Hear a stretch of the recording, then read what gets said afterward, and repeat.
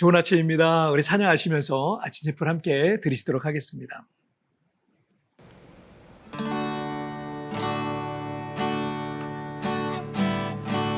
주를 위한 이곳에 예배하는 자들 중에 그가 찾는 이 없어 주님께서 슬퍼하시네.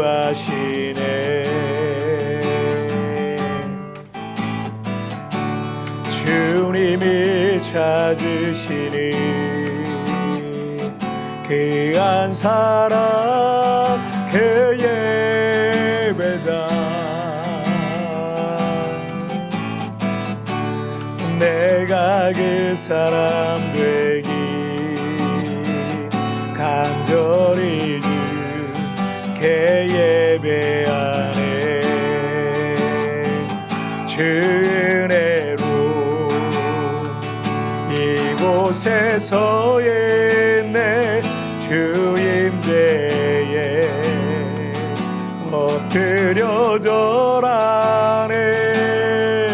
그 어느 것도 난 필요 없네. 주님만 경배해.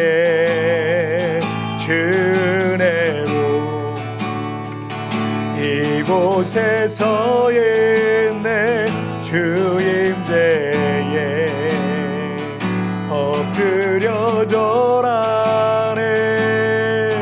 그 어느 것도 난 필요 없네. 주님만 경배해.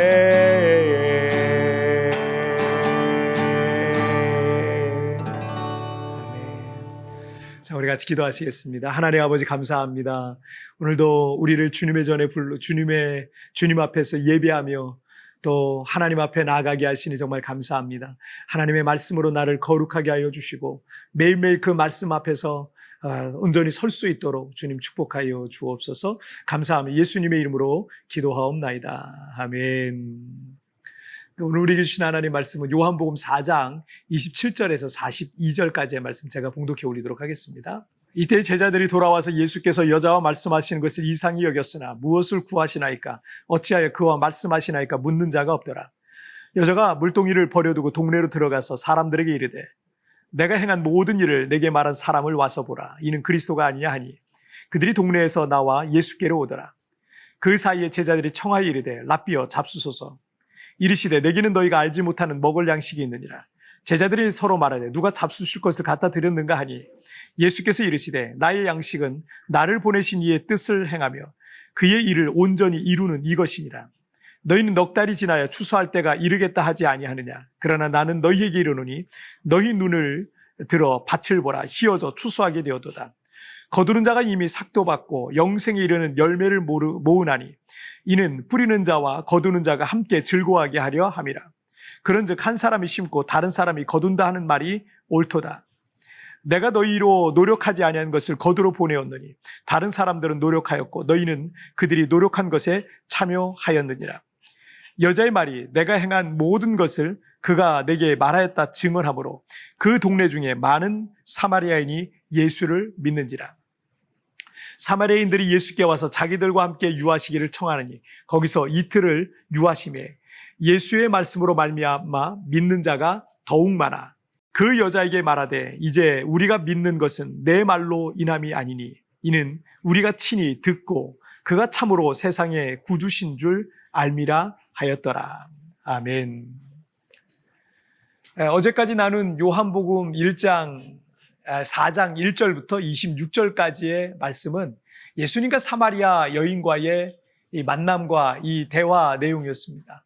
25절에서 여인은 메시아 곧 그리스도라는 이가 오실 줄을 내가 아노니라는 말을 하니까 예수님께서는 26절에서 내게 말하는 내가 그라 라고 이렇게 말씀하시는 것으로 예수님과 여인의 이 대화 내용이 끝이 납니다.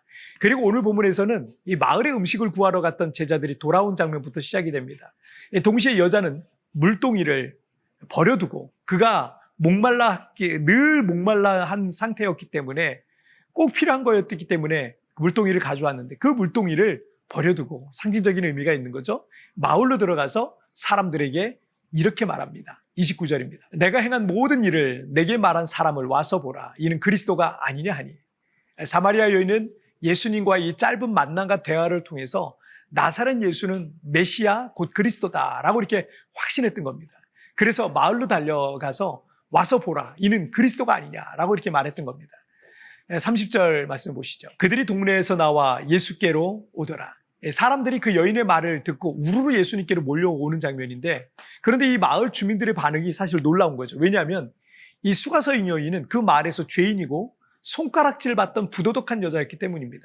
그래서 그 여인도 이 주민들과 마주치고 싶지 않아서 대부분 낮잠을 잘 시간인 정오쯤에 우물에 물을 기르러 갔던 겁니다.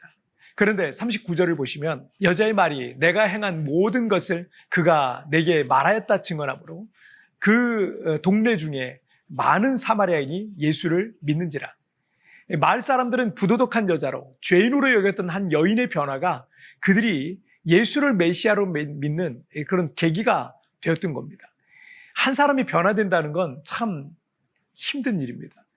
제가 목사로서 오랫동안 이 교회 사역을 하고 있지만 한 사람이 변화되어서 충성된 예수의 제자가 된다는 건 참 쉽지 않은 일인 것 같습니다. 더더구나 이 사마리아 여인과 같은 조건을 갖고 있는 사람은요, 예수 믿기가 정말 어렵고 변화된다는 게 더 어려운 사람이라 이렇게 할 수 있겠습니다. 왜냐하면 안타깝게도 이 자신의 삶에 뭔가 이게 걸리는 게 많고 또 주님 앞에 나오기까지, 교회 나오기까지 정리해야 될 게 많은 사람은요, 그 문제들 혹은 그 죄들 때문에 주님께 나오지 못하는 경우가 많습니다. 하지만 로마서 5장 20절의 말씀에 보시면 율법이 들어온 것은 범죄를 더하게 하려 함이라. 그러나 죄가 더한 곳에 은혜가 더욱 넘쳤나니 라고 이렇게 말씀하시고 있습니다. 율법은 죄를 깨닫게 하는 기능이 있습니다. 그 하나님의 말씀을 몰랐을 때는 죄가 죄인 줄도 몰랐는데 말씀을 통해서 자신의 죄를 더 깊이 깨닫게 되면 될수록 하나님의 은혜가 아니고서는 구원받을 수 없음을 깨닫게 되는 겁니다.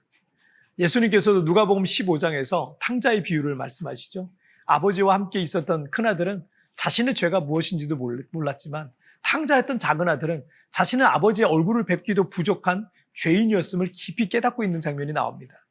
또 누가복음 18장에 보면 바리새인과 세리의 기도 비유가 나오지 않습니까?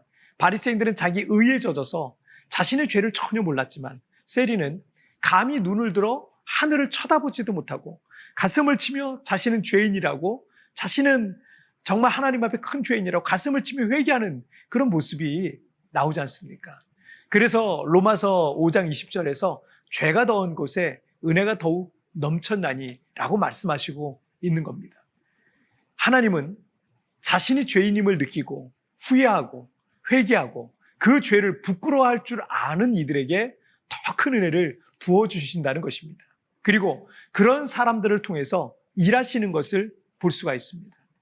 오늘 본문의 이 사마리아 여인 역시 모든 마을 사람들에게 손가락질 받던 죄인이었고 부도덕한 여자였지만 그가 극적으로 변화되자 그것을 보고 예수를 믿는 사람이 많아졌습니다.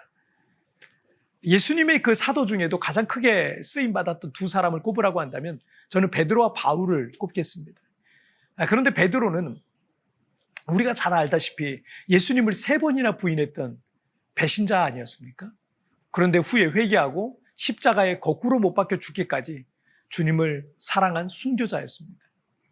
사도 바울은 교회와 그리스도인들을 박해하고 죽이는 데까지 넘겨준 악한 자였지만 그가 변화된 이후에 그는 평생 결혼도 하지 않고 복음을 위해서 자신의 삶 전체를 바친 순교자가 되었던 것입니다. 가끔은 제가 그런 생각을 할 때가 있어요. 내가 더 온전하고 완벽한 사람이었다면 얼마나 좋았을까라는 생각을 해봅니다. 죄도 없고 실수도 없고 좋은 성품과 뛰어난 실력과 능력을 갖고 있는 상태로, 그런 상태로 제가 목사가 되었다면 제가 더 잘할 수 있었을까? 물론 그런 환경 속에서 성장해서 훌륭한 목사님이 되신 분들도 많이 계시지만 제가 저의 경우를 볼 때 만약 내가 그런 환경과 조건을 갖고 있었다면 나는 아주 더 교만해지고 남을 무시하고 그러지 않았을까? 또는 주님만 바라보고 그 은혜만을 구하는 목사는 되지 못했을지도 모른다라는 생각이 들더라고요. 오히려 죄가 많고 부족하고 연약하고 실수도 많고 모난 것도 많기 때문에 저는 주님의 은혜를 간절히 구하고 제게 주어진 평생을 그 주님을 위해서 살고자 하는 마음이 제게 큽니다. 이 죄인을 구원하신 그 주님의 은혜가 커서요. 여러분의 삶에 부끄러운 과거가 있을 수도 있고 여러분에게 죄가 많을 수도 있고 실수도 많은 부족한 인간이라 느껴질 수도 있을 겁니다. 하지만 죄가 많은 곳에 은혜가 통 넘치는 것이 하나님의 은혜의 원리인 것입니다. 하나님은 죄 많고 실수 많은 여러분을 변화시켜서 더 크고 아름답고 선한 일들을 반드시 이루실 것입니다. 자, 우리 같이 기도하실까요? 살아계신 하나님 아버지 감사합니다. 오늘도 이렇게 하나님 앞에 예배하며 성탄절 2부를 또 보내게 됩니다. 날마다 주님을 더 가까이 하고 주님을 더 가까이 하는 그런 삶을 살게 하여 주옵소서.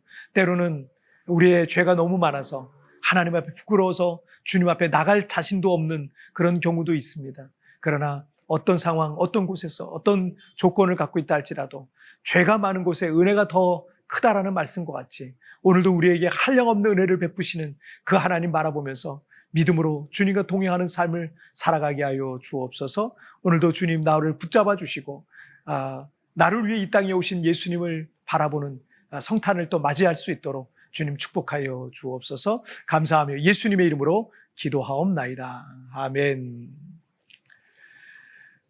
여러분 뒤편에 나오는 오늘의 묵상 보시면서 개인적으로 묵상하시고요. 짧게라도 뜨겁게 기도하시면서 오늘 하루 주님과 동행하시길 바랍니다. 내일은 우리 성탄절이죠. 그래서 내일 성탄절에는 굿모닝 채플이 따로 없습니다. 여러분 아침에 각 교회 성탄절 예배를 통해서 예수 그리스도의 탄생을 축하하면서 은혜 받는 귀한 시간 되시기를 축복합니다. 여러분 그럼 우리 금요일 날 성탄절 끝나고 금요일 날 26일 날 뵙도록 하겠습니다. 여러분 승리하세요. 여러분의 삶에 부끄러운 과거가 있을 수 있고 여러분에게 죄가 많을 수도 있고 실수가 많은 부족한 인간이라 느껴질 수 있을 겁니다. 하지만 죄가 많은 곳에 은혜가 통 넘치는 것이 하나님의 은혜의 원리인 것입니다. 죄 많은 나의 모습 속에서 일하시는 하나님의 은혜를 묵상해 봅시다.